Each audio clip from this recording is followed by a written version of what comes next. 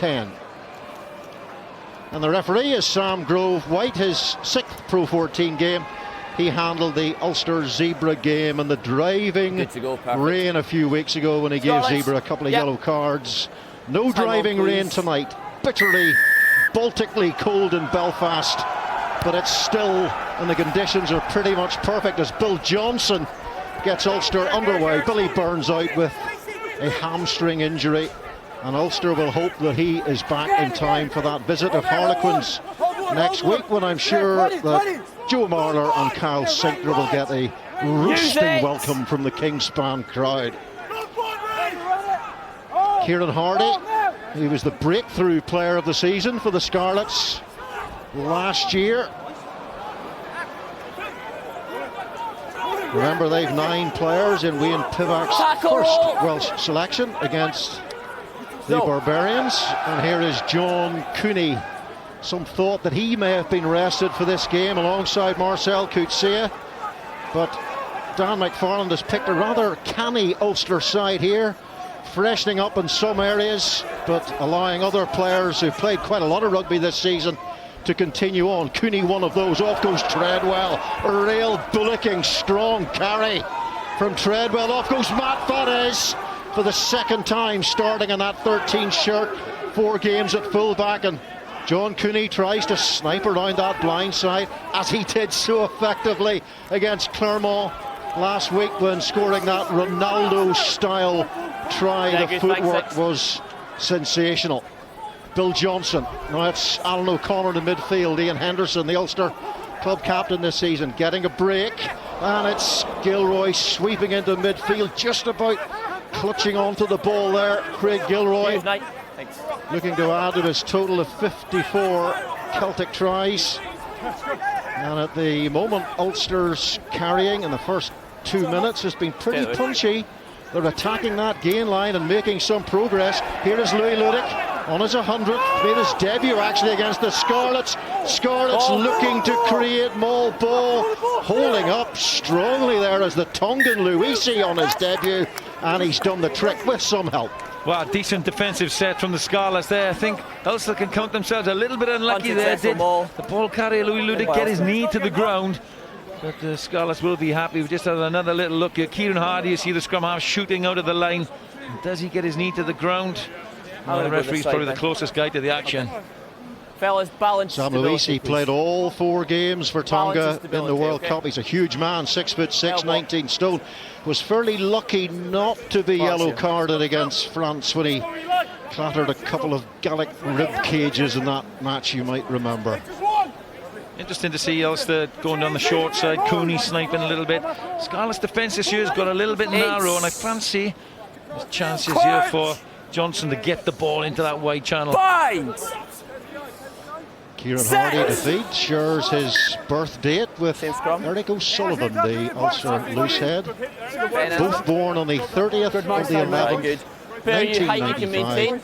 So they're both 24 tomorrow. So they did both come out gurgling and screaming at roughly the same time. Well, we've got to give Samson Lee a mention because he's 27 tomorrow. He was on the same flight over to Belfast as me today. So happy birthday, everyone. And he's still gurgling and screaming.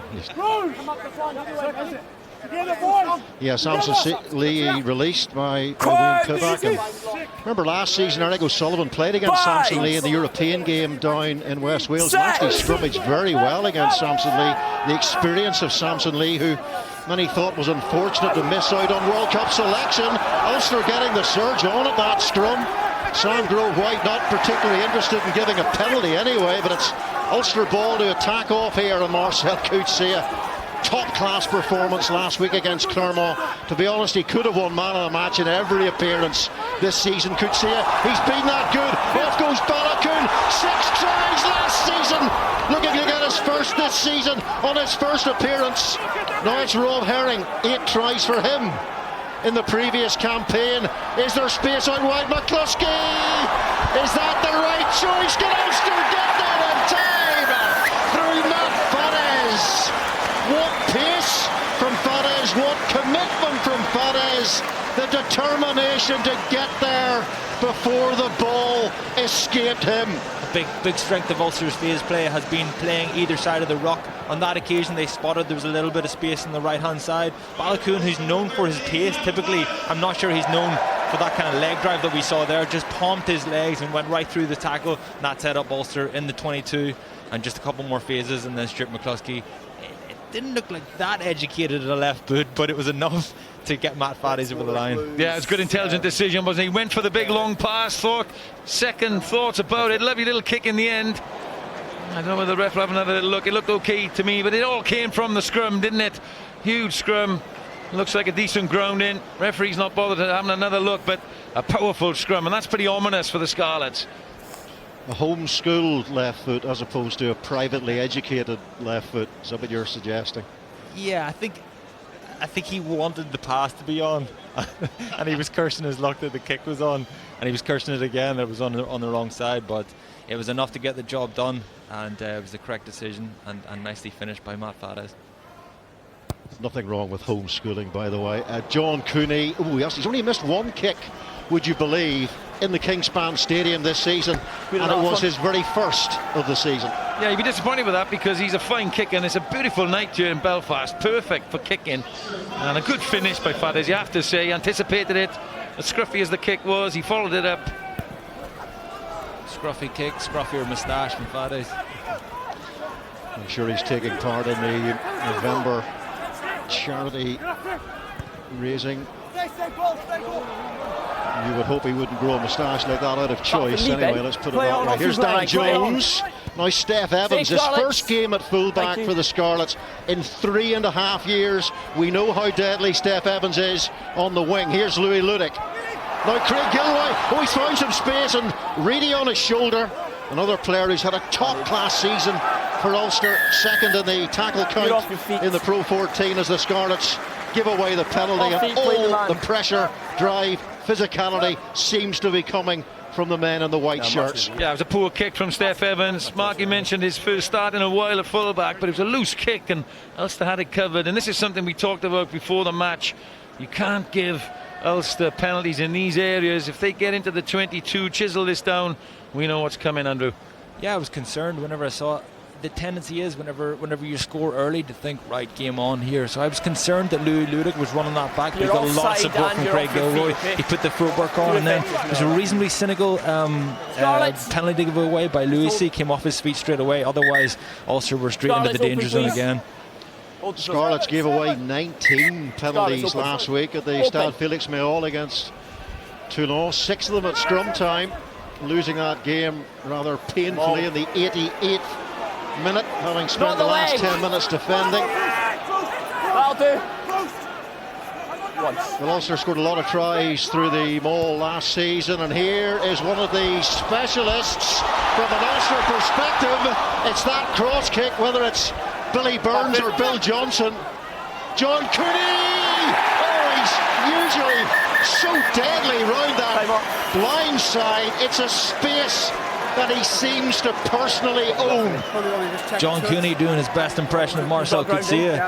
Not typically what we're used to seeing from John Cooney, but he just bashes the last defender out of the way. Lovely crossfield kick from Bill Johnson, and lovely take, and again that leg drive from Baloucoune just sets things up nicely. I am not sure, Sean, I don't know about you. I think he looks like he could be flirting a little bit too closely with the touchline here. You usually know from the player's reaction. Cross tackle comes in. Well, he's actually been helped by the Scarlets winger. Otherwise his legs may well have gone into touch, but just watch here now. It's Morgan Williams, number 11, who's on the ground. Cooney bumps him off, and as the tackle comes in from Corey Baldwin, well, it looks like a try. Yeah, I think Morgan Williams maybe keeps him actually in the field of play here. His hand is the only thing that potentially, his left hand here, you'll not see it from this angle, but from the other angle his hand was a little bit close as well. Morgan Williams got an assist for that. Okay, Sam, that's the angle we've got there. Yeah, you've got the clear screen here, Charles. Is he in touch? Okay, for me, he's not in touch, and the grounding is good. Yeah, so we'll stick with the on-field decision. Stick with your on-field decision. Thanks, mate. There it is. And we were asked before the game as well about crossfield kicks today. No Billy Burns. And there was a classic example. Johnson, lovely kick. The fullback, Steph Evans, had to come across and make the tackle, but it wasn't enough. The important thing with those crossfield kicks is to get it there ASAP. Just keep it low. And that's exactly what Bill Johnson did here. Just get it into Balakoon's hands as quick as possible. And he set it up, and then Cooney did the rest. 5th try of the season for John Cooney, and already 3 man of the match awards for the Ulster number 9. Sizzling form around the field, box kicking, and generally speaking off the kicking tee as well. Normal picture resumed. Well, he clapped himself. He's happy with that one. And he struck the first one but missed it, and here's the kick again from Johnson, giving him a lot of confidence. Balakoon, what a start he's had to the game, and that leg strength that Andrew Trimble talked about. And Cooney's eyed this short side a couple of times already and had the strength and power to get over.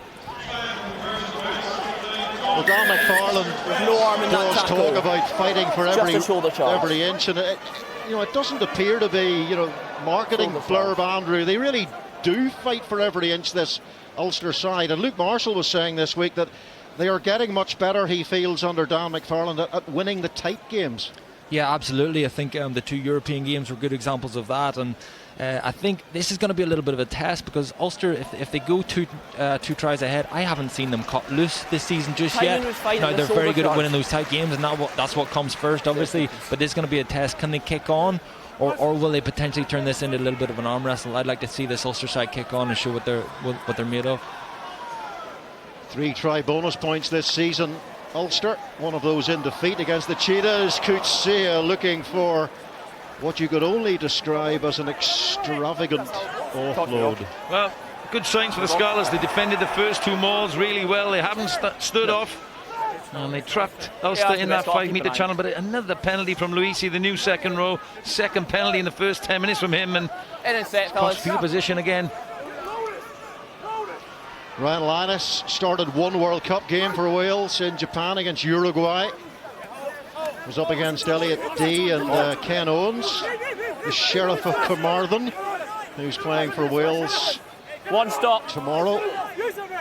Rory Best captains the Barbarians. The Ulsterman playing his final professional game. Well taken by Bill Johnson, pretty much uncontested in the air there. He'll have been happy about that. Brad Moore maybe not quite so pleased. The Scarlets coach, another good carry from Kieran Treadwell. That's the second one of those we've seen from the former Harlequins man. And it's all Ulster here. And they seem to be driving these Scarlets men back with some ease. And maybe there, Morgan Williams trying to make up for his assist for the Cooney try, because that was more like it defensively. They're flying out of the line through Hardy. They may have created inadvertently some space on the outside for Ulster. Off goes Craig Gilroy now. Here is Cooney. Ulster stretching Scarlets across the pitch, one way and then the other. Off beat! Cooney checks to the big blind side. Little chip kick is beautiful. Gilroy, Sean Reedy inside. Just needed one man on his shoulder. And the Scarlets look like they've been hauled over their own line. Ulster do get the 5-metre scrummage, and so close to a 3rd try for Ulster. Yeah, Ulster looking really, really dangerous. They're just clicking, just those passes in the last couple of weeks, those passes that just haven't quite stuck. They're sticking tonight. It's early days at this stage, but we've seen really dynamic carries from Kieran Treadwell, Matty Ray. These guys are here to play, here to win collisions, and here to keep the ball going.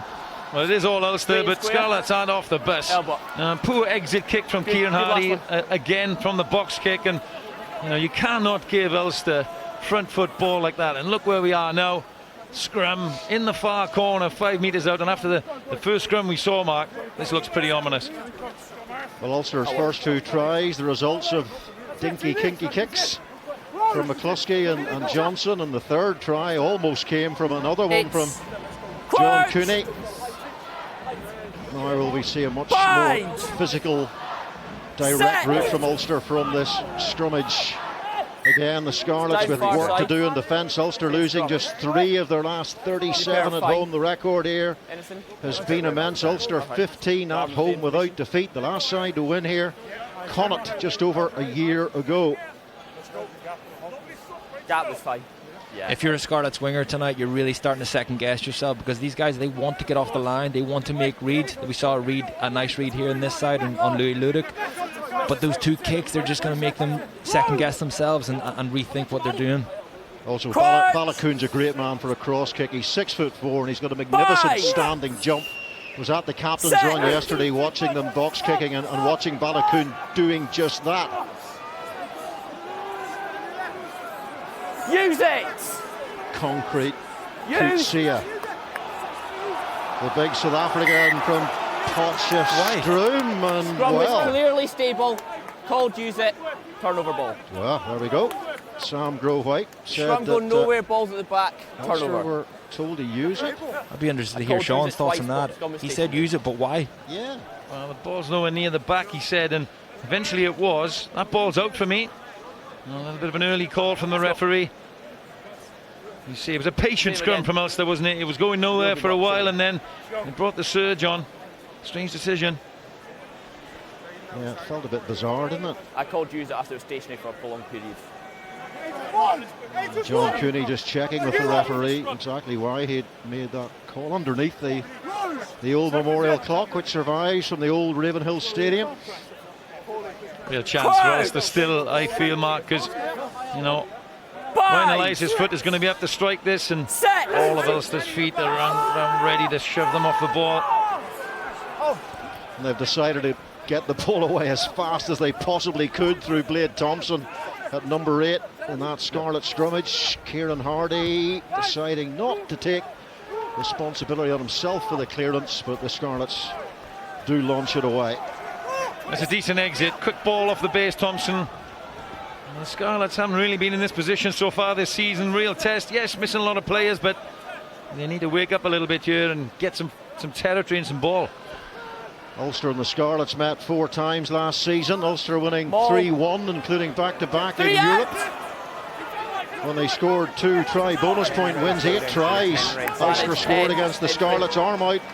Sam Grovewhite, the penalty count only going one way as well. Again, Johnson looking for Balakoon. Drives that one a little bit harder, a little bit lower. The accuracy was superb from Bill Johnson. Well, if Billy Burns can do it, Bill Johnson can certainly do it too. It's a real weapon for this Ulster side, no matter who's wearing that 10 shirt. Yeah, it is. Steph Evans read that really well from fullback. When the ball is flat like that, you have to take Balakoon man and ball, which he did. It was over, on the 5. The advantage is being played by the referee, and guess where this is going? It's relentless stuff from Ulster. You cannot give these penalties away. Bill Johnson from Clonmel in Tipperary, moving north from Munster to get more starting game time ahead of Joey Carberry, JJ Hanrahan, and Tyler Blendall. Ben Healy starting for Munster tonight against Edinburgh, the youngster. Your angle's pretty tight. You see, it's a flatter kick. In the side. Let's get Andrew Trimble mentioned about getting it in across early. Steph Evans does really well, reads it, gets him man and ball. Alan O'Connor takes, oh, look at that drive! Surely that cannot be stopped! Well, you have to say, virtually impossible for the Scarlets defence to prevent Ulster from scoring there, because that was pure dynamism from the get-go. It's smart play from Ulster. Now, we talked about Rob Herring before the game, being on the end of these mauls, but Dan McFarlane's changed up. He's changed up the setups. We've seen Marcel Cossier at the back, and then that boy Matty Ray, a very quick, dynamic maul, very difficult to stop. Down, a little slight peel away. Matty Moore in support. Great try from Ulster. Yeah, Matty Ray looks like he's getting the benefit of having a couple of weeks off. Looks very, very fresh, very hungry for work. A serious leg drive there to get over the line. Well, Clermont looked a bit disinterested against Ulster last week. Of course, Ulster need credit for the way they played against Clermont as well, but the Scarlet side just looked like they're being completely blown away. Yeah, the foot is on the throat, that's for sure. Ulster just not letting them out of their own half.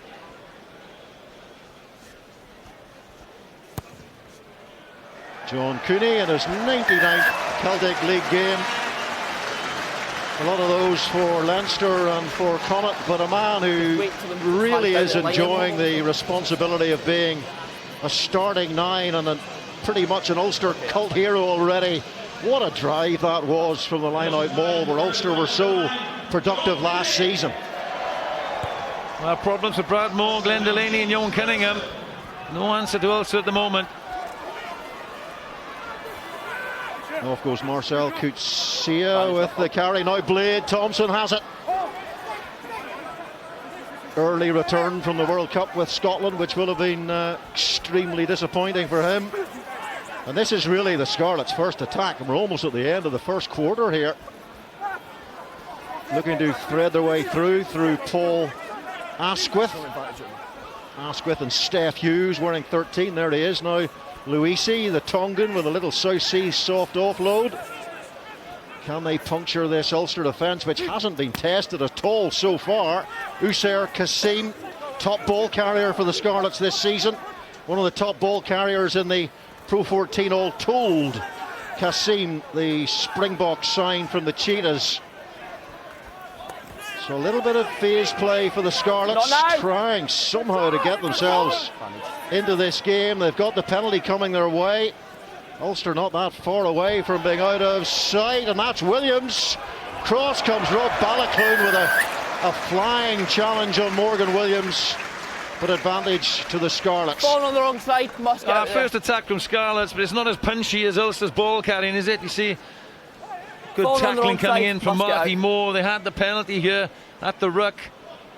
And Baloucoune, how impressive has he been in this first 20 minutes? In attack, yes, but first chance to defend, gets across, bundles Morgan Williams to the ground. Yeah, Balacoune's high there. For anybody who didn't have his pace, you could nearly say he was out of position, but he'll get away with that. He's so fast that he can just turn and get back, and he's got a serious work rate as well. He just bundles him into touch, shows a bit of physicality as well. Tuned up for this game with a hat-trick for his club side, Balnahinch. Back after injury, Robert Baloucoune. Jacob Stockdale getting a rest for the arrival of Harlequins next week. Return to Europe. Short gap, 1 week between the first 4 rounds. Scarlets in the Challenge Cup this season, having lost to the Ospreys in a European playoff at the end of last season. Ulster somehow turn it over, and there's acres of space downfield for Ulster to chase into. Back goes Steph Evans.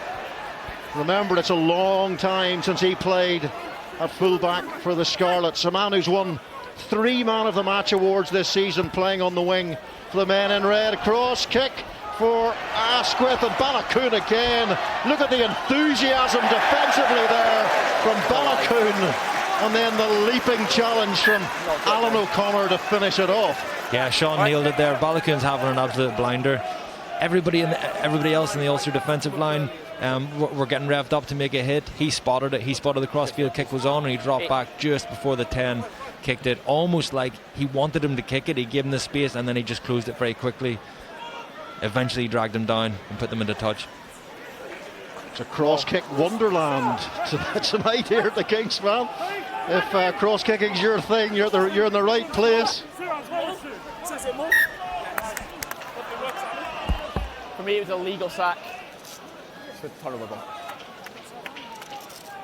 I don't know what you think, Andrew. John Cooney, when he was at Leinster and Connacht, he certainly wasn't first choice number 9. Since he's been given a little bit of love at Ulster, his game seems to have improved considerably. I think he likes the responsibility. I think so, yeah, and you can see a little bit more responsibility. I think typically over the last 10-15 years there's been a lot of responsibility in the 9 jersey for Ulster. It takes a lot of pressure off the 10, and even tonight we've seen a couple of times whenever they've looked to go back to the short side and it hasn't been on, or there hasn't been an obvious first receiver, Cooney's took responsibility and he's either carried it himself or he's put the kick in. So he's almost a little bit of a French style 9, the goal kicking attribute to his game as well, but he's a massive leader and he's one of Ulster's most consistent performers. Set!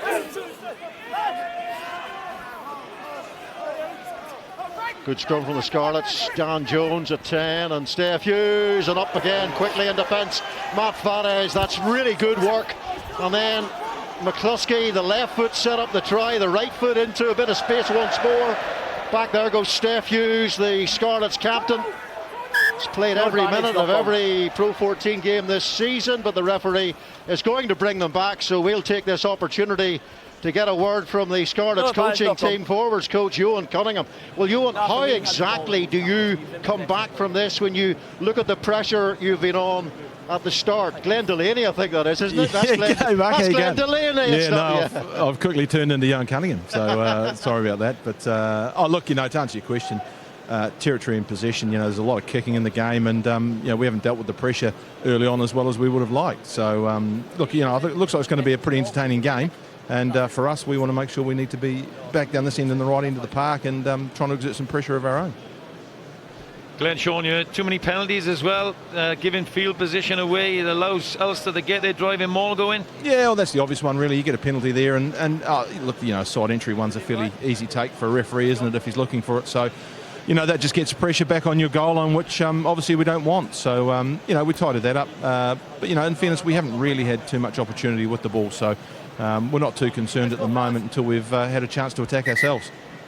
Good to hear from Scarlet's mystery personality. Beautiful.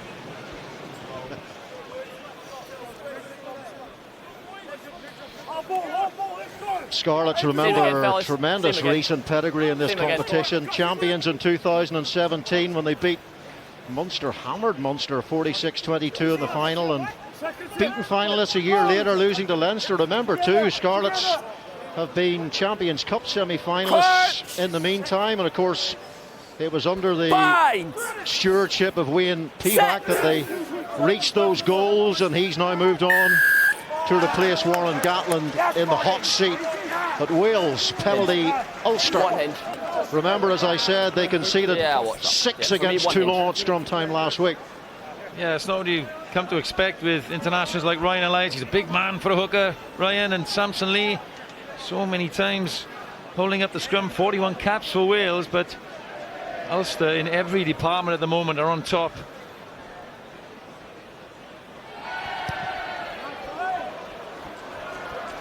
He's playing like David Humphries used to when I used to bring my teams here. He's kicking really well. He looks assured. He's growing into the game. Here we see the scrum again.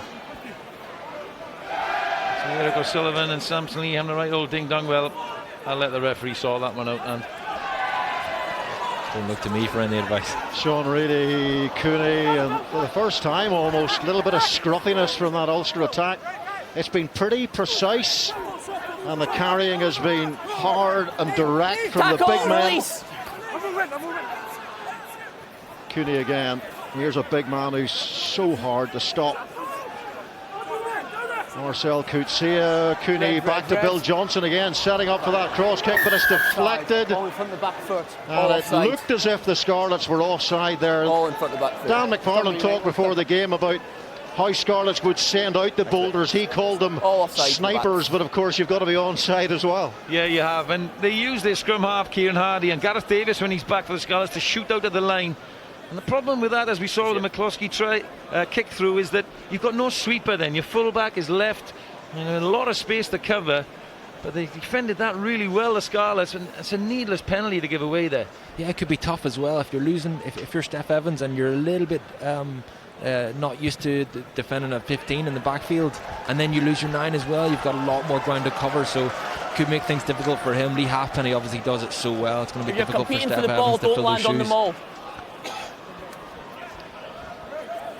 Snipers, boulders and sweepers. Rugby has its own dictionary, doesn't it? Another good line out.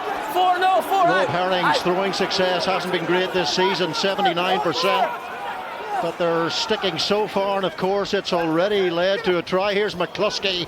Beautiful little sleight of hand, bringing Fares onto the ball. The timing was good. Lots of white shirts sweeping around on the left-hand side. Quick ball for Cooney to work off, taken forward again. That extra metre by Sean Reedy. Advantage. Balakoon popping up on the opposite wing. Took 2 defenders to bring the big man down. Cooney bundled backwards. Look how sprightly Cooney is. Now McCluskey on the back foot. They know they've got a penalty advantage. Reedy keeps the ball alive. And who's on the end of it? Is Cooney. Here is Fares. Is this going to work out for Ulster again? The referee blew his whistle. Too quickly there. We'll go back to the penalty. He's in touch. Because Scarlets lost possession in the in goal, and Fares looked to maybe grounded that, and maybe there was another infringement. I think Faddis put his foot in touch just before he chipped it ahead. Lovely little chip, wasn't it? You know, yes, there he's in touch. Well, fair play to the assistant referee. I thought he was a bit overzealous, blowing up early like you, Robert, but yeah, I did. And it's a big game for him, you know. He has 6 Pro 14 games, so we've got to allow him a little bit of time. But another penalty given away by the Scarlets. Yes. You were right, I was the one who blew up early. Yeah, it was a good spot. It was a good spot. Let's go, please. Oh wait, sorry, time's off. Matty Ray getting some treatment. Robert Balakoon fixing the contact lens. Balakoon took a decent hit in one of those phases there. Looked like he could potentially have landed a little bit, been a little bit upended. Yeah, so far. Enough to knock the contact out, I think. Right, Might have off, been in please. double tackle as well. Yeah, it's 2, one Water low, off. one high, and yeah, it's No, good. that's okay. Soft landing. Let's just go for it. 2 tries in Europe last season for Balakoon, amongst those 6 that he scored against Leicester and against Racing. Ulster making a better start in Europe than they did last season. It was 1 from 2 at this stage. This season 2 from 2, the wins against Bath and Clermont. So that campaign continues next week. Tonight it's all about the Pro 14. Rob Herring floated beautifully to Treadwell. Again, it's that punishing drive forward by Ulster. The Scarlets stopping it in the interim, but Marty Moore just signed a new contract extension, getting himself involved. Marcel Coetzee trying to work his way forward. Treadwell. Good tackle from Luisi. Cooney, now Stuart McCloskey, out to Balakoon! Should finish this! Does finish this! Balakoon's work rate in this first 27 minutes has been immense on both sides of the ball, and he really does deserve that try. Yeah, he does deserve it. We've mentioned the name Balakoon so many times in this first 28 minutes. It was another line out. Great throw. Go on the left or right. Thought Ulster were going over again, but desperate defence by the Scarlets, and McCloskey, he fancied the big pass earlier in the game. Steph Evans gambled, went for the interception, but it fell to Balakoon, and that's the bonus point. Ulster on fire. Yeah, Ulster backs getting the benefit of all the hard work done up front. It looked like Rob Herring was going to score straight off that drive, and just he got sniped, actually, Robbo, I think. But yeah, they'd done enough damage, and then a couple of carries later, then a little bit of a dubious pass from Stuart McCloskey. He'll say he read it perfectly and put it right between Steph Evans' hands, right into Balakoon's arms, and he went over. But as you say, Sean Balakoon's been incredible tonight so far. It's been a really, really good night for him. Possible future international? Yeah, absolutely. There's a lot of competition even in this Ulster back three. Robbie Little picked up a knock there a couple of weeks ago. Craig Gilroy's back. Jacob Stockdale. I don't know why he was third on the list, but there's plenty of talent, plenty of young, exciting talent in this Ulster back three. Well, there's an infringement at the tail here. I think it's Uzar Kassim. Seen pulling the back lifter away, and he's gone in the bin. Yeah, yellow card for Uzar Kassim, so the problems get even more intense for the Scarlets, conceding 4 tries already and down to 14 men. John Cooney with a chance to clear, and a good take in the air from Steph Evans.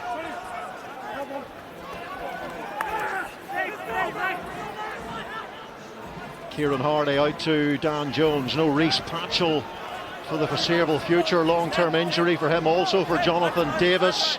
The Scarlets, Wales and Lions centre, who's another long-termer, so that's not good news for the Scarlets. And Jonathan Davis' brother, Cubby James Davis, is out as well, injured. So they're missing, well, it's double figures in terms of international call-ups and injuries, unavailability. Morgan Williams and Louis Ludik just hoofs the ball away. Oh, it's unlucky from the Scarlets. Lovely little dribble kick through there from Steph Hughes.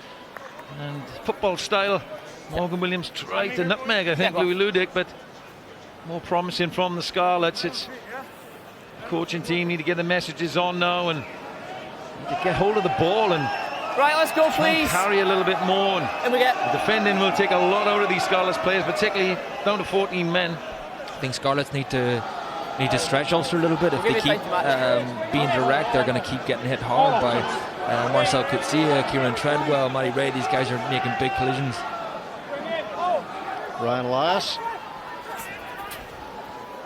taken by Just knocked on by his Thompson, man. knocked forward, and it's just not knitting together for the Scarlets side. Frustrating for them, frustrating for the coaching team. Brad Moore, the new coach here, who's come over from the Canterbury Crusaders, where he worked under Scott Robertson and alongside Ronan O'Gara. Yeah, they've had a good start, and everybody speaks very highly of Brad Moore. I just think they've had 3 attacking set pieces, 1 scrum where they overcomplicated it. They got turned over at the maul in the far corner, and then just a little bit too complicated. That little play there. Just need to get across the gain line, build some phases, add some pressure. It looked like there might have been a little bit of space on that. It's just a little bit of inaccuracy. And that previous scrum we were talking about, it actually looked like a nice little play, a classic kind of Welsh play with the 2 pass after the switch. And again, just didn't go to hand. So it'd be nice to see from this young set of Scarlets back some passes going to hand. Well, Scarlets have made a good start to the season, as Sean alluded to. 5 wins from 6 in the Pro 14. Just the 1 try bonus point against Zebra, but the victories, of course, all important. Off goes Craig Gilroy. Andrew Trimble wanted Ulster to be ruthless in this game. Well, they have been in respect of the bonus point. They've secured that already. Just half an hour on the clock. Yeah, it's no quick one. Yeah, long pass, well read there. Johnson with a big looping pass, but because the Scarlets were up so quick, you can see now he gets it out of his hands really quick, but the ball in the air just buys the Scarlets cover a little bit of time on Gilroy, and plenty of red shirts back Time's there. off. Next time through a free kick, okay? Scarlets just the one win here in a decade. It came in 2016. Ulster unbeaten in 16 games against Welsh regions in Belfast. It does not look likely that Scarlets will be the first for that length of time to secure victory here. On the evidence of performance and the scoreline you can see in your screen, Kieran Hardy, man of great potential, and here is Gilroy, 10 times capped for Ireland, escaping the attempted tackles. Now Louis Ludig on his 100th appearance by Sean Reedy, keeps the ball alive. Eric O'Sullivan comes sliding in and somehow controls the ball. Really good work. Marty Moore out to Coetzee. 7 red. Another penalty conceded by the Scarlets. So Bill Johnson again goes to the boot to Robert Balakoon as Morgan Williams stands off. That may be a mistake, and Matt Faddis just cannot hang on to the ball. But it's a real go-to for Ulster when they're on that advantage. That cross kick is in the armoury. A couple of missed tackles from the Scarlets, slipping off. Sight in play again, and look at that skill from Eric O'Sullivan on the floor, and then Marty Moore the tight end with the scrum half pass. There's a missed tackle there from Morgan Williams, but just doesn't go to hand. Yeah, it all starts with a little bit of footwork from Craig Gilroy. Both wingers are showing off.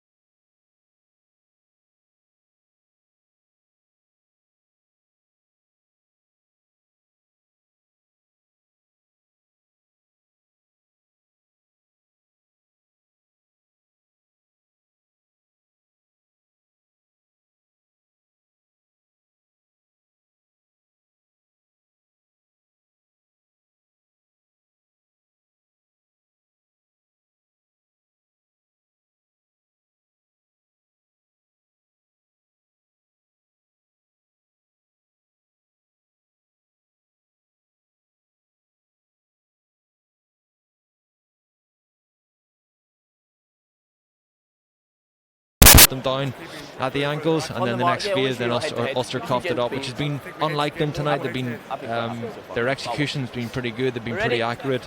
On that occasion, their accuracy just let them down a little bit.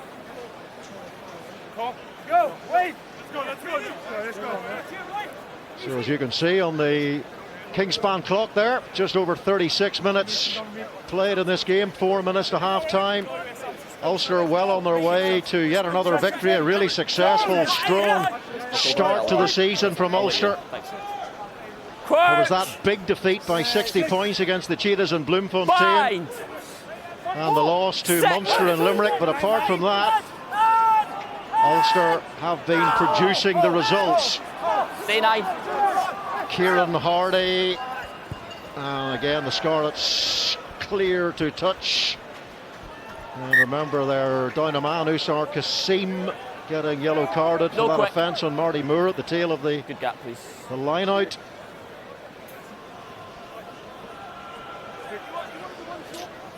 I think this one's a little bit too far out to be a threat for a drive. Interesting to see if we see a little bit of a change up, a little bit more variety from this Ulster team tonight. Carrying for Sean Reedy, whose tackle success rate's been really high this season, but his support lines have been so good too, really. He's been on the shoulder of a lot of ball carriers right from game one. Here is McCluskey, who looked like a cross between Danny Cipriani and Finn Russell with that floated pass for Balakoon Stry. McCluskey, a little bit of a more traditional carry from the former Bangor Grammar School boy on that occasion. But again, Ulster, it seems, quite easily breaking through this rather soft Scarlets defence. Here is Eric O'Sullivan. John Cooney, space on the outside for Craig Gilroy. Scarlets defenders are being bounced off by the international winger.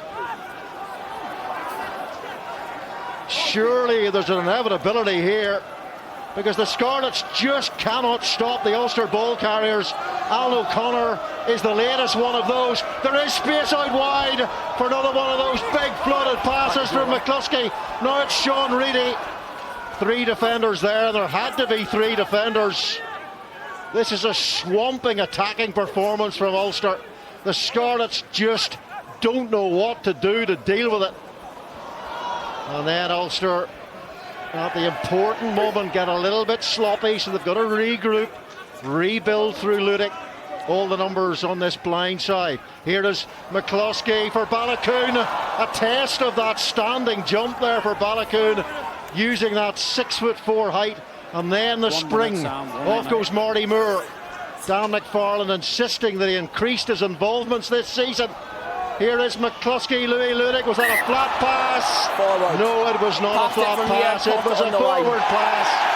Craig Gilroy thinks he's made it try 55 in the Celtic League, but Sam Grove White has another idea. Coming back on. Yeah, Ulster did everything but score there. Their phase play looks so fluid, so accurate. Their tip-ons are nice. Their link play is good. Everybody's catching the ball with 2 hands and an option to tip on, to tuck it.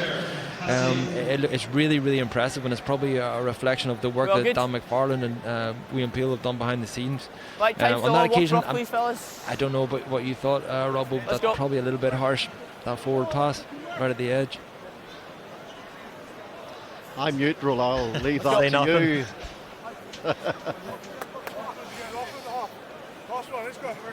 Usar Kasim is back on, and yeah, Ian Henderson was talking this week, and Paul Marshall addressed it with Louis Ludick in the interview before the game about the intensity of the Ulster training under Dan McFarlane and the difference it's made. Yeah, I heard a couple of lads were saying whenever a few guys came back from Ireland camp in the summer that despite being trained hard and working hard in pre-season with Ireland, they came back and they were struggling with the pace at Ulster. So the intensity, it sounds like the intensity of the sessions is through the roof. So hopefully they can maintain that, keeps transferring onto the pitch from their point of view, because we're being treated to some great phase play, some great rugby, and let's see if they can keep that up.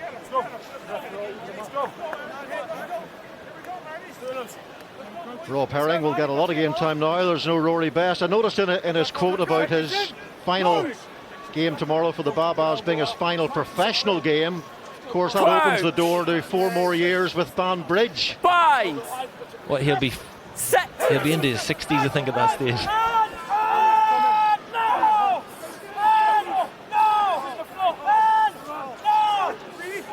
Good scrum from Scarlets, and Kieran Hardy, no surprise, decides that's enough for the Scarlets. The front row so exhausted they could hardly break up there. They wanted to hang on to each other to catch their breath. It has been all about Ulster's forward momentum in that first half. Scarlets absolutely on their heels for that first 40 minutes. Ulster completely in control with 4 tries and leading by 24 points.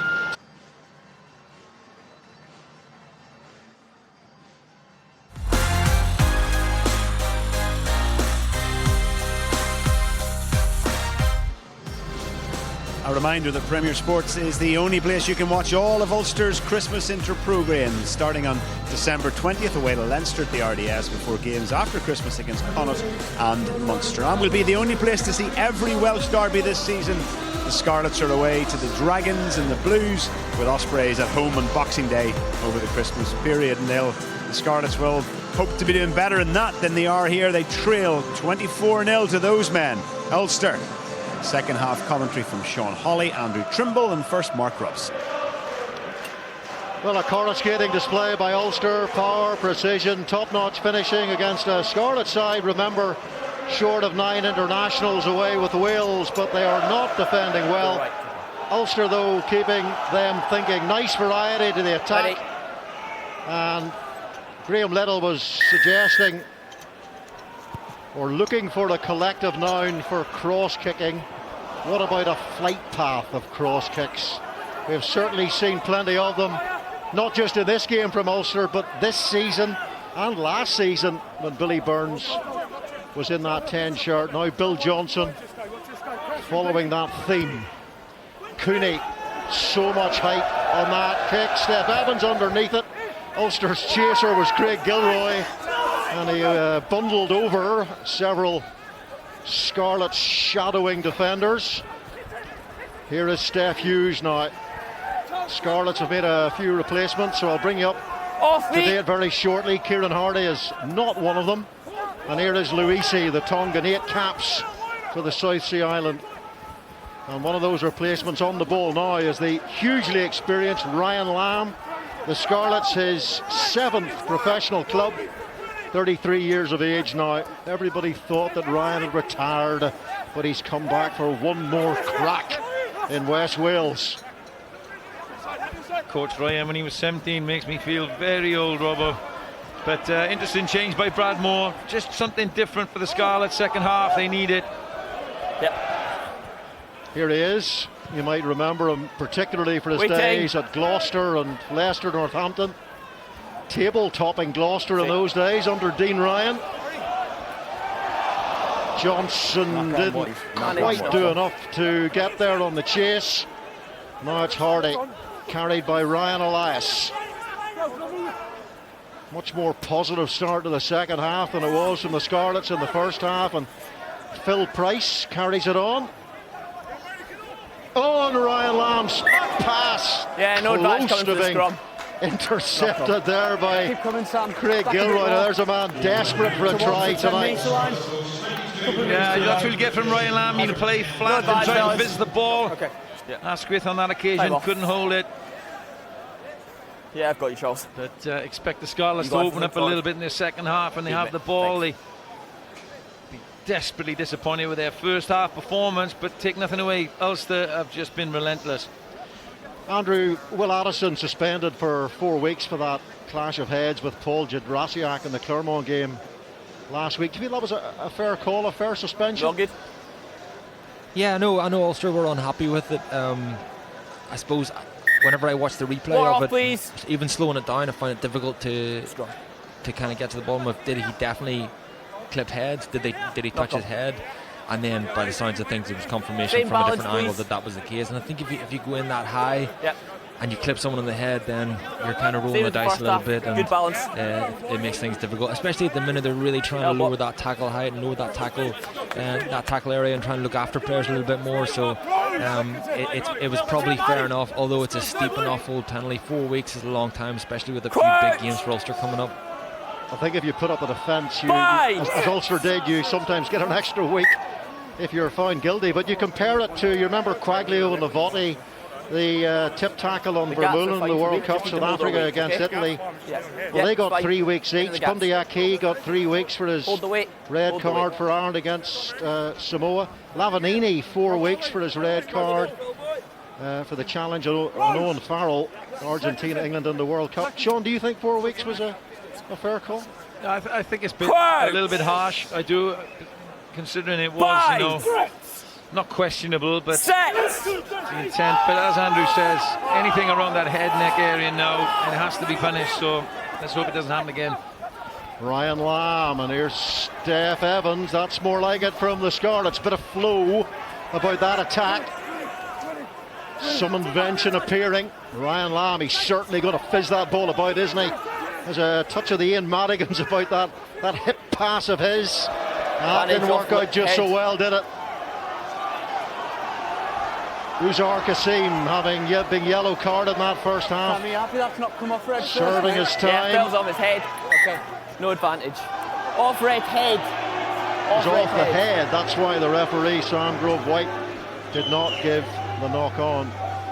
Big hit from Craig Gilroy, spotting in there on Asquith. But you're right, Ryan Lamb has added a bit of fizz already. A nice little inventive play off the scrum. Steph Evans getting his hands on the ball. Encouraging signs. You can see Gilroy coming in. No, that's actually Elias. That's what you get if you get a back three. Andrew Trimble stepping in at 10. I'm inclined to blame the forward that dropped it. By the way, Mr. Hawley, what is going on at the Ospreys? Alan Clark's departure. The club appears more tangled than my Christmas tree lights were when I took them out of the roof space. I was sort of hoping you weren't going to ask me, Rob. I was living in that part of Wales, and it's big talking points at the moment. Legal issues, so not a lot of comment from anywhere. But one thing I do know, they've revealed that Matt Sherritt and Carl Hogg will be in charge of affairs tomorrow at the Knoll. Live on Premier Sports, I'll be there. So things may get a little bit clearer. But performances haven't been what the Osprey supporters have come to expect, and they have a lot of injuries and international call-ups like the Scarlets here tonight. And unfortunately, it looks like Alan has paid the price. Justin Tipperick, by the way, Osprey captaining Wales against the Babas in Cardiff tomorrow. Here's Cooney. Finds the space. Does he get the bounce? No, he does. Zico! It's number 22. Always make me nervous, those ones. I'll just leave it and let it roll gently out of play. Of course, it was the difference between a dropout 22 or now scrum back with a kick. It was an interesting kick from Cooney. Could have gone either way, couldn't it? What's it like as a winger on the end of those, Andrew, waiting for the ball to do what you want it to do? It's a thankless task. It's difficult because you just can't trust that rugby ball what way it's going to go, and he judged that perfectly, he'll say. You could just see Balakoon taking off with a flying leap from about 20 metres away, trying to get his hand on it. Yeah, with Balakoon, you've always got less time than you think you do. Good attacking position from the Scarlets, even though it's a long way out. Steph Evans on this near side, coming up from full-back. Yeah. Fellas, both teams, let's go into the slots, please, okay? There's a bit much head-on-head starting into your slots. No head-on-head. Yeah, as you say, Sean, that last scrum launch from Scarlets with Ryan Lamb in there, obviously pulling the strings, it looked a little bit more creative. I think they got their lines a little bit wrong. They might have been crossing, but I'm interested to see. Hopefully they'll chase the game and we'll see a bit of rugby out of Scarlets, because I'd like to see there's a bit of talent here, a bit of young enthusiasm, a bit of pace, and I'd like to see them cut loose a little bit and chase this game. Kieran Hardy, man of the match against Zebra in the league. 2 tries he scored that day. Here's Steph Hughes and Asquith outside him. Paul Asquith, born in Wollongong, taken on by Kassim. I once watched Dimitri Yatsvili kill a seagull in Wollongong. He was box kicking in a World Cup match playing for France down there. It wasn't as heinous as it first sounds, and a rather heinous knock on from Ryan Lamb, although to be fair to him, wasn't the best of passes. It's just slow ball for Ryan Lamb. They haven't got the punchy ball carrying that the Ulster forwards have exhibited in this first half, and untidy for Hardy and then low for Ryan Lamb. From seagulls to lambs, not a good result for either animal. Yeah, let's go. Some career, I mean, he's kicked over, well, almost 1,500 Into the points slots again. across those 7 clubs. Ryan Lamb came from La Rochelle, so he's played in the top 14, now the Pro 14 English Premiership. Coach! He used to concern Dean Ryan, didn't he, Ryan Lamb, sometimes? He's a free spirit, Ryan. He's a difficult one to manage, but a good player. Yeah. John Cooney Johnson again goes to the toe. Too much heat on that one from Bill Johnson. I'm sure Dan McFarlane, look at that scoreboard, 24-0. He'll want Ulster to maintain their discipline and their precision in this second half and not get time off. A little bit lazy, Andrew, and drop off the pace. Yeah, I think so. The first 8 minutes of the second half has been scrappy enough. I think from an Ulster perspective, they want to pick up where they left off. And Scarlets are going to be chasing the game, so there could be a few opportunities in defence for Ulster to pick up a couple of intercepts or make a couple of man and ball hits as well. Scarlets will have to chase the game, force the game, because they've got scoreboard pressure against them. And Ulster, I just think, just need to continue to do what they were doing in the first half so successfully. Keep that variety and keep the ball moving. Elias. And it's Luisi, new scrum half. Jonathan Evans, his 50th appearance for the Scarlets. Ryan Lamb. And the ball is fizzed, but unfortunately for the Scarlets, it's fizzed in front of Corey Baldwin and away from the right winger. Scarlets were gone. That was a lovely set piece play, lovely wraparound. I think Ryan Lamb got it back and then just tried to put it in front of Baldwin, and the ball just didn't go to hand. Unfortunately, from the Scarlets' point of view, because he was gone. I think they were way up the touchline there. Yeah, Baldwin against McCloskey there. That's a bit of a mismatch. He's got a lot of pace, the youngster. No head on head. Yeah. His third start in the Pro 14, but had he just got on the outside of McCloskey, but it's quite complicated back plays from the Scarlets that they're trying. It's good to see them trying things, but the accuracy just isn't quite there.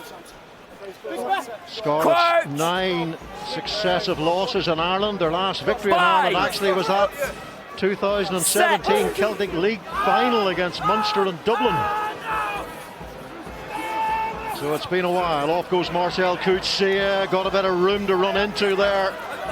You really cannot afford to do that with Marcel Coetzee coming at you. Ulster's most potent ball carrier, and a man who goes after the ball as well. He's always eager to get it into his hands. Cooney, Johnson, Baloucoune. Here is Gilroy. Again, those two wingers getting close to each other. Baloucoune popping up in midfield, trying to make an incision there. Now it's O'Sullivan. Here is Cooney, Johnson. Fadez, little goose step from Fadez. McCluskey in the wing position on this occasion. Remember, Gilroy and Baloucoune were both on this side of the field. Here's Marty Moore. Wales, start that again. Played for Wasps in a Premiership final. And that's who Ulster signed him from, the English Premiership side. And well played. I think it's Elias at the breakdown who's turned that ball over. Josh McLeod has been a bit of an expert at the breakdown this season for the Scarlets. Ryan Lamb might be the smallest player on the field now. Your man's made no attempt. Decides Faf de Klerk style to take on one of the second rows. I'm sure Ryan would have had something quite witty to say to Treadwell there. But you're right, Ryan Elias with I think it's Scarlet's first penalty turnover. Josh McLeod, they've dealt with him well. He's been there, but the Ulster forwards have cleaned him out. But on that occasion, Ryan Elias, big man to move. on. And that's what they need to do. Make Just sure you play slow the ball Ulster down up a little bit. Good tackle coming in Are you from gonna Price, and then Elias. Time off. Good body position, wide base. No James Davis, who's injured, of course. And Time's off, Tadhg fellas. Byrne has moved on to Munster One from red as well. the Scarlets. John One Barkley red. has gone back to Edinburgh, so relying on One others puck. now One. to win that turnover breakdown ball. Kutsia goes Red, off, wait Rob till you Herring come goes back off. here, The two South Yeah. African-born players. Dave Shanahan is on for his 50th appearance Sam 7 white for is Ulster. captain. So both Time on. replacement scrum halves reaching the half century here. Jonathan Evans. Here he is again. Now it's Blade Thompson. Signed from the Hurricanes and taken on by Uzar Kasim. Should have plenty of energy. Was he held in the tackle there? Got back to his feet. Alan O'Connor, Ulster's top tackler last season. And again, Steph Evans makes the mistake, and he may pay this time if the ball bounces for Ulster.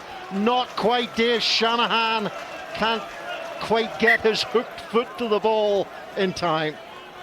Yeah, Scarlets just look like they're threatening to get into the game, get a bit of a foothold with their phase play. And for me, just the phase before that just slowed down a little bit. I think it was Kasim maybe just got up and went again. I think that just slowed things down a little bit. Scarlets were organised, ready to go, but we've seen more adventure from Scarlets with a little bit more ambition to kind of play and get into that shape, and they look a little bit dangerous if the passes would start sticking. Well, they've started a few backline moves really well, the Scarlets. They haven't been able to finish them off. That's been the problem. Fly hack from Jonathan Evans. Knock on the gun. Well, there was a knock on earlier in the movement. Yeah, it's just not going to hand for them, is it? Nice little variation there. Dink over the top. Shanahan defended in the 5-metre channel there, the scrum half, so there was space in behind the Ulster backs. I'm just waiting for that ball to bobble up into the hands, but it's been the story of the night. As Brad Moore rings the changes. Last prop, good elbow, please. Keep up. Yeah, Dylan Evans on for Phil Price. Should have been called half price tonight as it's Black Friday. You're on fire, Robbo. Apologies to my one fan, who's a member of the family, by the way. Crouch. Bind. Set. Shanahan scored a lot of tries last season, and he's been scoring tries this season too against the Cheetahs and against Zebra. Johnson to Fadez. Now Craig Gilroy getting the ball early. Back goes Steph Evans.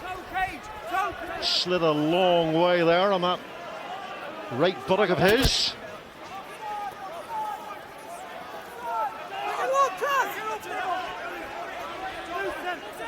No. Use. Yep. Jonathan Evans, box kick on the way, long way downfield. Gilroy had a lot of time to collect that one. And Louis Ludick getting through the first tackle. Shanahan down the blind side where there's a whole raft of Ulster players, real bunch of them there. Pulling Scarlets defenders this way. Here's O'Sullivan. Can they pull enough of them out of position? Maybe to create an opening elsewhere through McBurney. On off the bench, Adam McBurney. Here's Shanahan. Johnson, another one of those serious whip passes off the left hand. Now McCluskey. Tackle. He's been hovering around that outside channel quite a lot tonight for Ulster.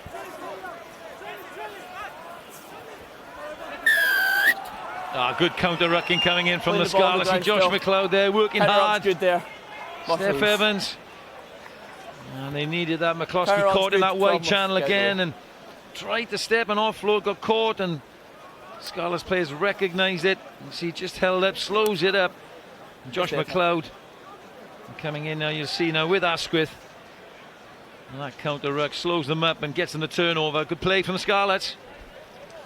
11 turnovers this season from Josh McLeod, but he's also given away a lot of penalties, 12, but has been playing pretty well. Won Man of the Match award for that man against the Cheetahs. On the line, please. Scarlets, remember, starting the season so well in the league. 5 wins from 6 during that World Cup window when so many of their players were away in Japan.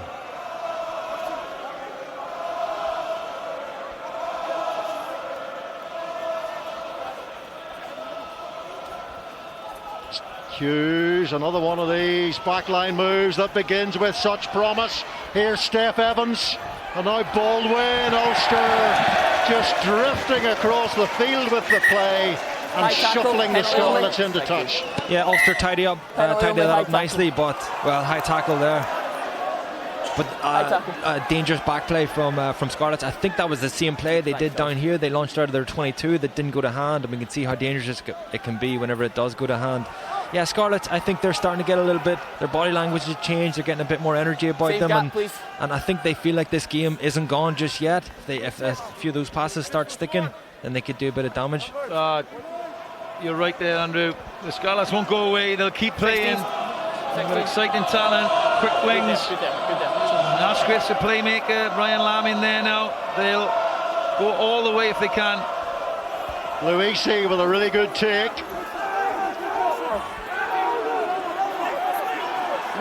Got to get this maul moving. The referee is going to force them to use the ball, and they now do. Johnson with the tackle, good one it is too.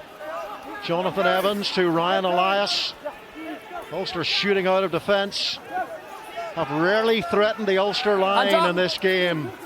The Scarlets, maybe this is the time that they'll do that. So Ulster have to work hard through this defensive set. Sean Reedy attempts to punch around the edge. Evans as Elias and Thompson. Thompson with the latch. 3 times capped for Scotland at the World Cup. Blade Thompson and Louis Ludik very quickly out of defence there for Ulster. So trying to harry the Scarlets, keep them on the back feet. Or back foot on their heels.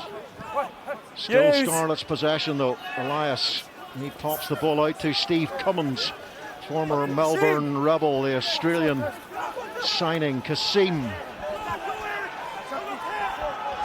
Evans changing direction now. Ryan Lamb, there's a bit of space for Steph Evans here. What's outside of Morgan Williams and Louis Ludik. Good defence from the fullback. Marked his man, hit him hard. Here's Kassim. Evans to Elias. So we're seeing some phase play from Scarlets. A much better second half from them. Josh McLeod hits that ball at pace. Now Steve Cummins.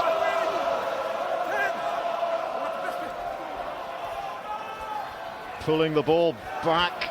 And now McCluskey comes up and Ulster rip it away through Johnson. But it looked as if there was a neck roll, seatbelt style challenge from Ulster. 2 high tackles now, quick succession. They need to be lower. Yes, they need to be lower. Yeah, McCluskey definitely went high there, tried to finish off the tackle around the neck, and much more like it from the Scarlets, really trying to punch through, and they're losing a little bit of width, but as we see, McCluskey, he's gone high and then he slips up under the chin of Morgan Williams. So the officials are right there, you can see. And it's been a good period for the Scarlets. Good pressure. 3 white. 3 white. You need to convert it to points. By the way, Mr. Hawley, did I see in a newspaper this week you comparing yourself to Jose Mourinho? No. Substitution. 3. I'm sure I did. I was asked the question, would I go back to the Ospreys, and I just said, well, Jose Mourinho went back to Chelsea and won a title, didn't he? So that's all I said. Factual, very factual. Well, he only won a couple of league championships at Chelsea. You won 4 at the Ospreys. I mean, who's Jose Mourinho anyway? Are you okay to play? We had an excellent team. Are you fellas good to play? Yeah. We'll get in the line. Bernard Crare is on for the Scarlets, a man who's played 100 Super Rugby games, 100 Currie Cup games, and now he's reached that mark for the Scarlets too in all competitions. 35 years of age, the Springbok prop, and it's Elias. Both lineouts have been going pretty well. Back by red for me.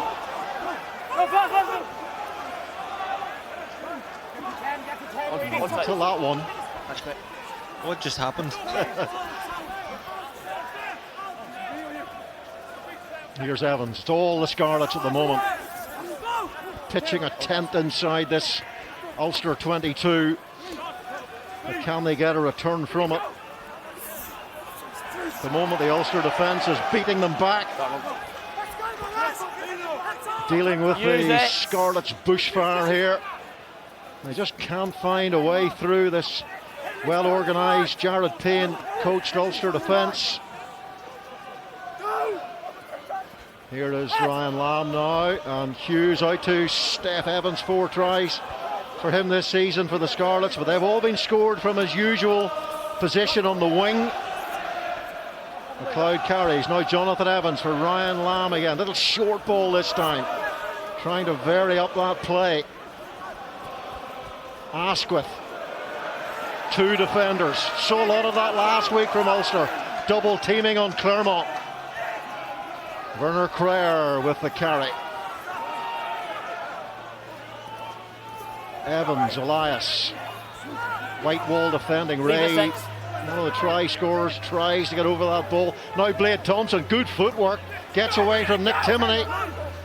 More like it from the Scarlets. Round the corner comes Uzair Kassim. Evans, Luisi.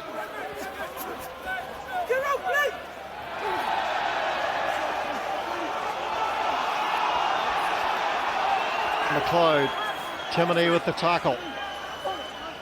Not getting very far at the moment. Up comes Balakoon with the spot hit. Catches Williams. You're on your feet. Boy, he's full of enthusiasm tonight, Robert Balakoon, isn't he? He's fizzing almost as much as those Ryan Lamb's passes.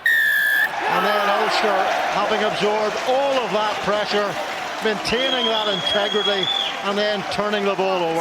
I think credit both teams there. The Scarlets are throwing everything at Ulster. The young players, Kassim's getting through a lot of work. You can see him there trying to carry, trying to get his team over the gain line, but Ulster's defence is watertight, and you can see shrewd selection from Dan McFarlane. A lot of these players know there are players to come back. There's big European games on the corner, and they're hungry to be that first choice player. Say that again, we're a bit crackly, Benji. Keep going, mate. Keep working hard.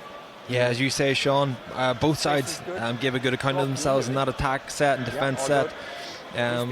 Scarlets look like they've maybe had some harsh words dealt to them at half time, and they've come out, they've been a different side in the second half. They've looked way more dynamic.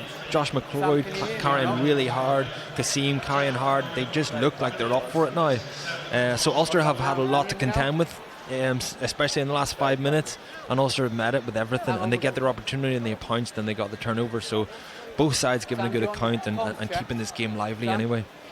Much tighter the first time they met last season. Ulster beating the Scarlets 15-13 in round 1 here. Cooney with all of the points with penalties, including the winning one in the 79th minute. Scarlets picked up a couple of yellow cards that night as the changes are made. Bill Johnson with that penalty looking for touch. Yeah, the European campaign continues next week. The Scarlets are in Bayonne, so that's 2 trips in a row to France, with Belfast the middle of a Gallic baguette. Yeah, it's just really crackling. Ulster have 3 home games in a row, so a lot of travelling for the Scarlets to do as well. Yeah, it is. As difficult as it is, missing the players on the road isn't easy, particularly here, the King's Band. I mean, I think it's nearly 14 months since Ulster have lost at home, and it's an intimidating place to come when you're fully loaded, let alone when you're missing players. And Ulster look as if they're growing into the season, it has to be said. All good. It's my first time looking at them live this season, and keep the gap, please. They seem to have everything in place. I'll put time on once they're in. From the Côte d'Azur. In we come, time will go on when you're in. Sam, that's red to step out, please. Where would you rather be, Sean? Aberavon. AR's on the mark, red. Talking of which, young Jack Morgan's on. Aberavon product, my club. And Josh McLeod is off. Good to see him, youngster, promising youngster. Yeah, Jack Morgan, just 19 years of age, played all 5 of Wales' games in the Junior World Cup in Argentina. I know you were down there commentating, Sean. Enjoying the Malbec and the beef steaks. Tough job that was. Shanahan Fares at first receiver. Nice pass to Louis Ludik, and here is the buzzing Robert Baloucoune. They've got him surrounded this time. They know they have to. Tom O'Toole, good leg drive in the carry. Shanahan, Ulster just fading a little bit in this game. McCluskey to Nick Timoney, former Sevens player. A lot of pace. Gilroy skating to a standstill. Shanahan, Johnson trying to use the width of this Belfast Ravenhill pitch. Shanahan again to Johnson. Louis Ludik, I think his passing channel might have been blocked off there. It certainly would have been a risky one. Eric O'Sullivan plays a lot of rugby, stays on the pitch a long time, doesn't he? And here's Treadwell. Treadwell, can he loop the pass outside, the former winger? He can, he gets it to Gilroy. Did well to keep the ball alive. Here's McCluskey. Ulster trying to recover their attacking rhythm here that was so impressive in that first half. Haven't seen anything like as much of it in this second period. Here's Tom O'Toole again, man who spent 10 years in Australia. Played for the Reds development side at one stage. Off goes Ray. Shanahan caught by Louis C. Gobbled up then by Dylan Evans. Release. Red, let it come. So Ulster starting from a standstill again. Trying to develop momentum through Eric O'Sullivan. Counter-rucking from the Scarlet. Yeah, I think you're right, Sean Holly. They may well have been beasted in that changing room at half-time. It's a different Scarlets performance. No. Yeah, it shows how slow they started, really, Mark. You know, if they contained Ulster a little bit more like this in the first half, we'd be looking at a different story. But Ulster out of the blocks. It's more about the Scarlets now. Shanahan. Now what's the kick chase like? Baloucoune. And it's Steph Evans who takes it well.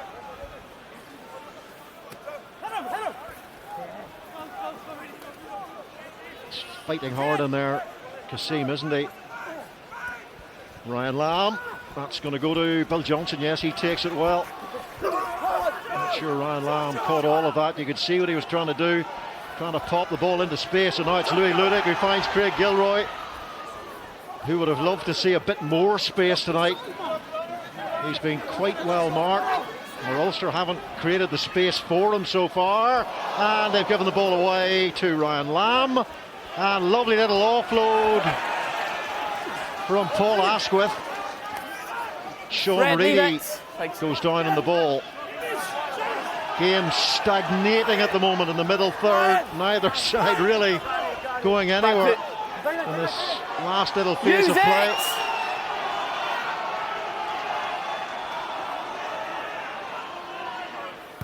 Shanahan, Gilroy at full tilt, and he catches Lamb, who does well to keep the ball in play. Here's McCluskey, and it all comes to a shuddering standstill.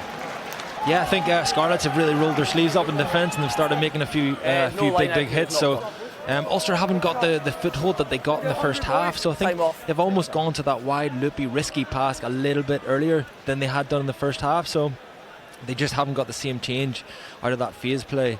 It's a more balanced game in the second half, way more so. And Ulster had to force that one, and then Scarlets nearly got the breakaway in the end. It's 5 seconds after I call use it. So how long till you call use it? A couple of players getting a bit of treatment out there now. Bill Johnson, Louis Ludik looks to be struggling as well. Substitution, red 5. 5 reds. Talking of suspensions, guys. Substitution, Pierre white, Bourgarit, 15 and 1. 6 weeks for the gouge on Tom Curry. What were your thoughts on that? Adequate suspension period, 6 weeks? 15. Is it really just 2 weeks more than what Will Addison got? A gouge for me is just another level. There is absolutely no reason for any player to go for another player's eyes in our sport. There's no reason for it whatsoever, particularly with intent. Therefore, I've been involved in big European games where players have been banned for 10, 12 weeks, Robbo, and is there a mild gouge as opposed to a serious gouge? I don't know. Sometimes the arbitrary rules can be questionable. Again, the coaches always talk about consistency with everything. Refereeing, disciplinary panels. That's all they ask for. Binds. Ulster certainly weren't too amused with the length of Will Addison's ban, but I wonder how Tom Curry and Sale felt about Boogerites. In fact, the game in general. Anyway, moving on. McCluskey with the carry. Here's Shanahan. Now Johnson. Scragged by Jonathan Evans. Tom O'Toole. He really does develop momentum for this Ulster side when they get him onto the ball. Waiting. He's only a young man, but he's very well physically developed, very mature for his age. Tom O'Toole. Here's Shanahan, Johnson, and covering across very well on the sweep is Corey Baldwin. I don't think it's any coincidence that Ulster haven't got the same foothold in the second half that they did in the first half, because they kept this Scarlets defence honest in the first half with a few kicks. And that's the first time we've seen Bill Johnson go to the boot. And that'll just keep them guessing, keep that back three guessing about closing the gate and coming up hard and making reads. That is invaluable to the Ulster defence. It gives them a little bit more time, and they'll get the value from that later on in the game. I must say I'm a huge fan of the grubber kick. Remember Finn Russell's epic against Munster. Gathered it himself and scored. Rory Scannell taking a while to live it down as he was nutmegged as well. Here is McBurney. Tries to get the handoff in. Where's the support from Ulster? There it is. Shanahan. Chance for Johnson again with one of those drilled cross kicks. Well played. Steph Evans, who watched it all the way, kept his eye on the flight path. Sorry, Robert, it was on, wasn't it? It was on, and but two Ulster played. He just didn't quite get it in the direction he wanted. Probably didn't place the ball onto his foot exactly as he wanted, a bit short. But Steph Evans, he's done well tonight at 15. He's had to field a lot of these. Ulster get it back on their side, so another chance to go again. Shanahan to Johnson to Tom O'Toole. Oh, he's been a beast when he's carried the ball for Ulster since he came off that bench. Tom O'Toole, another man buzzing with energy. Shanahan to O'Connor, nice little tip on. So again, signs of that Ulster variety in the attack. O'Toole is real go-to man for the carry, but they've given the ball away. Ulster a chance to counter-attack here. McCluskey goes in, attempted rip. Jonathan Evans. Ryan Lamb. He tips it on to Werner Kreyer. Here's Lamb once more, pulls it back, up comes Johnson. And it's Cummins in this wide channel. And that's a beautiful little offload from Asquith. Corey Baldwin. Little chip and then runs flat, bang and hard into Craig Gilroy. Well, he's down. Corey Baldwin injured. Yeah, we're happy. Hopefully just winded. He's looked and we're happy. Really difficult ones for the defending winger to judge here, Andrew, because he's going flat out. He thinks it over the top. See Asquith's lovely out the side door. And what does Gilroy do here? Well, he's stood his ground, and it's just a rugby collision, isn't it? Yeah, I don't think there's much wrong with that. Certainly timing's fine. He has to stay there. And he's just protected himself. I think that's fine. It's just unlucky, as you say, a rugby collision. There's no malice in that from Gilroy. That's fine. It's just unlucky for him. Where we've looked at it, we're happy. Baldwin looks a bit stunned. Gilroy himself was out for 11 months last season, not long back from injury. One of the youngsters in the side that you were talking about, Sean Hawley, Brad Moore having to do without those players on Wales duty. So players like Corey Baldwin, Ryan Conbeer on the bench, Morgan Williams getting opportunities. Yeah, and look, when you have so many out, then you have to blood the youngsters, and they'll be better for this experience coming to Ulster. It's a strong Ulster team, well organised. But you've seen in glimpses people like Corey Baldwin, Morgan Williams. You've seen that they have the potential and the talent. It's where the likes of Steph Evans once was, and he was exposed young and come through the academy system and played and gone on to play numerous times for Wales. Yeah, they're missing Halfpenny, Johnny McNichol, Hadley Parks, Wyn Jones, Ken Owens, Jake Paul, Aaron Shingler, Rob Evans, Gareth Davis. That is quite a pot of talent. And here is Steph Evans, who has a lot of talent himself. Gets a lovely pass away to Ryan Conbeer. His first Pro 14 try came against Ulster on his debut, and he is a serious proposition, Conbeer.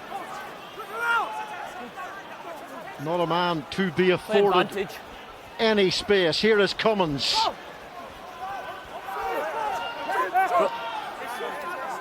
Scarlett still trying to crack the 0 on the scoreboard here. The last time they went through a set of phases, Ulster in the end dealt with it with a turnover, and that's what they're trying to do here.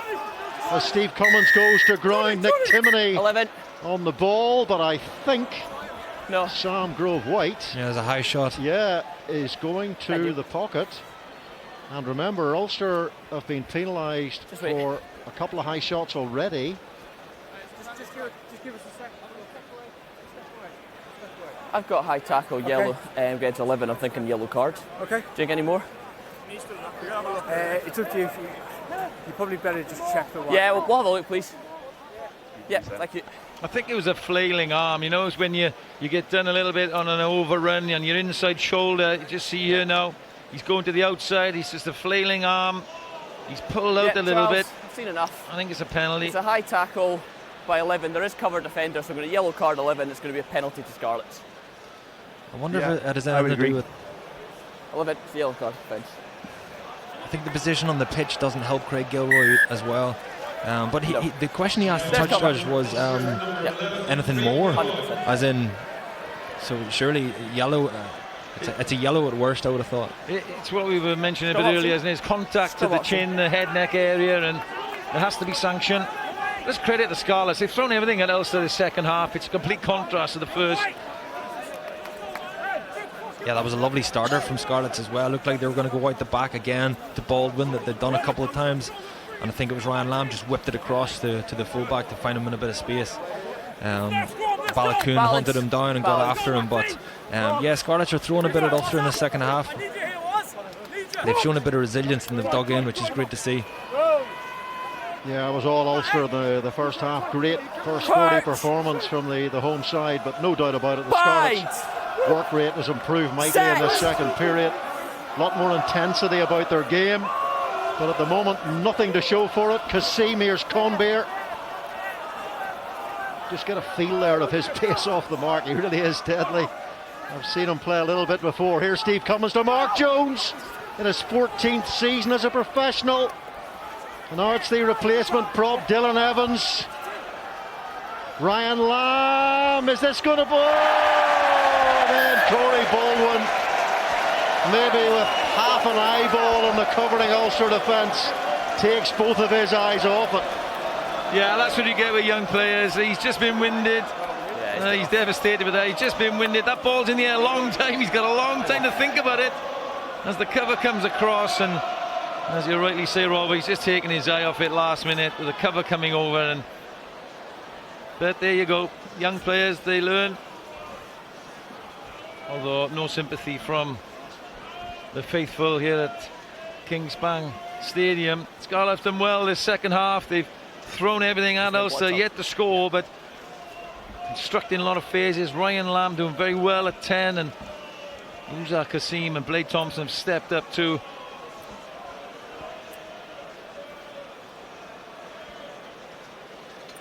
Scarlet's one win last season, and the 4 meetings between these two was 29-12 in the November league game in Wales. They won with a bonus point. Scarlet's losing 2 from 8 this season against Edinburgh in the Pro 14 and 2-0 last week in the Challenge Cup, but a really good start in the league. And here's Angus Curtis coming on for Ulster, and Angus Curtis, who started at 10 against Munster in that defeat down in Limerick.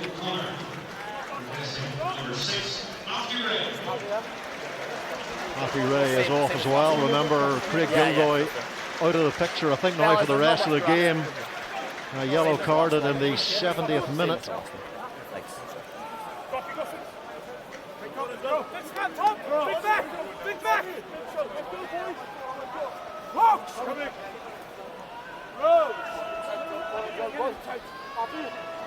Crouch.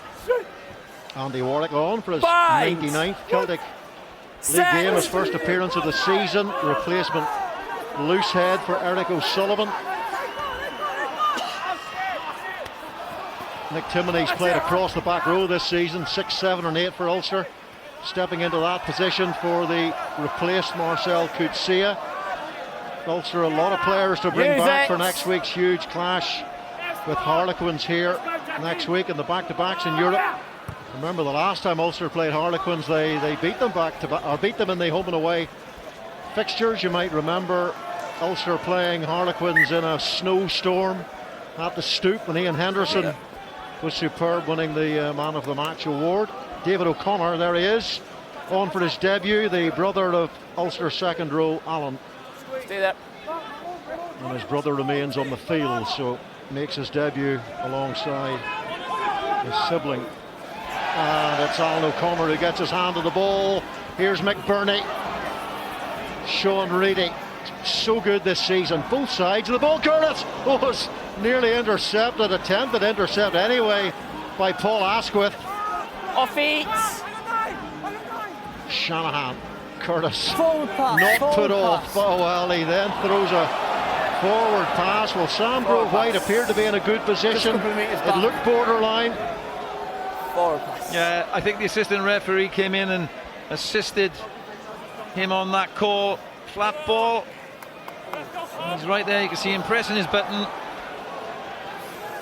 It's just his link to the referee, and he doesn't like it, does he? Angus Curtis, son of Dave Curtis, who played in that infamous 1991 World Cup quarter-final when Ireland lost to Australia. Gordon Hamilton scoring that great try, and then the dastardly figure of Michael Lina scoring in the corner. Never to be forgiven. Set. Let it go, Robbie. Early across. Kassim, no points in the second half to either side. Ryan Lamb.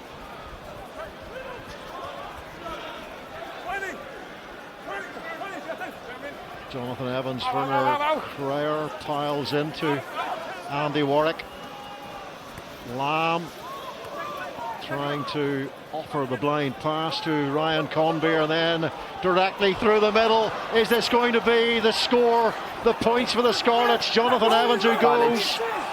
Ulster do enough to stop the Scarlets attack. Conbeer with the pass. Ulster trying to regroup. Conbeer, Scarlets trying to shift quickly, trying to catch this Ulster defence out for the first time in this game, and have they managed to do it? That is the question. Jack Morgan, the teenager on the field, showing great athleticism there. Well, what a finish by young Jack Morgan, and it's no more than the Scarlets deserve. Ryan Lamb flat, bringing Conbeer in, who's really tried to mark Jones, the veteran hooker, with a pick up the middle, over the top. Jack Morgan, the wizard from Aberavon. It was given straight away. No, it's good. Try's good, we've done. That's a lot of pens don't like it. In a row now. That's what 12,000 TMOs sounds like. Yeah, some finish it was, as you say. Ryan Lamb pulling the strings. He's been brilliant for this Scarlet side in the second half. He's really got the back line ticking, and their forwards have got some go forward ball as well. They won some collisions at the gain line, and it's nice to see they've had a chance to shine. And it's been a game for those long passes and making defenders recheck themselves, and some of them have come off, some of them haven't, but that one was lovely from Ryan Lamb. A great finish. You see just a nice little shoulder charge. His foot is in play, and he uses the flag. Of course, if he hits the flag, then he's not in touch as long as his feet are in the air or in play, and that's a good try.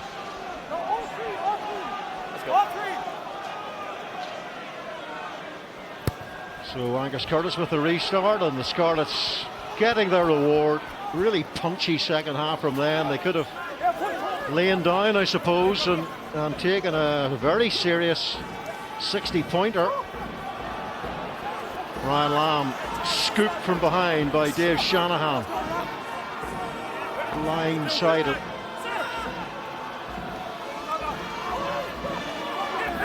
Oh, and they've spilt the ball, the Scarlets, and it gives Ulster maybe one final chance to add to their total. Here's Kieran Treadwell. Treadwell, if he could have offloaded, there was a supporting runner. Here's Matt Fadez. Good scrambling defence from the Scarlets there. Sean Reedy gets a bit of a power latch there from David O'Connor. Here's Tom O'Toole. His carrying has been relentless in this second half. Off goes Alan O'Connor. They want a show-reel finish here to Ulster. Angus Curtis, Balakoon, good defence again by the Scarlets. It's Baldwin who makes the tackle, stunting this Ulster attack, just taking the momentum out of it. Now it's Fadez. Shanahan. Timoney. It's not the first time Ulster have had to reset, rebuild from a very promising front foot position, and quite often they've done it through that man, Tom O'Toole. Here's Shanahan, Curtis, good work from Angus Curtis, just couldn't get the pass away as he was put under pressure again by that Scarlets defence. Here is McCluskey. Leave it. Shanahan to David O'Connor. 2 minutes. Nick Timoney was his captain at Blackrock College. Here's Kieran Treadwell. He's shown glimpses of that great pace of his in this game. Here's McBurney. Shanahan. Curtis. Here's Fadez. Fadez for the corner for Ulster. And at last, it is try number 5. There's been so much white heat from the men in white on this Black Friday against the men in red, and in the end, at the death, it's a very conclusive scoreline.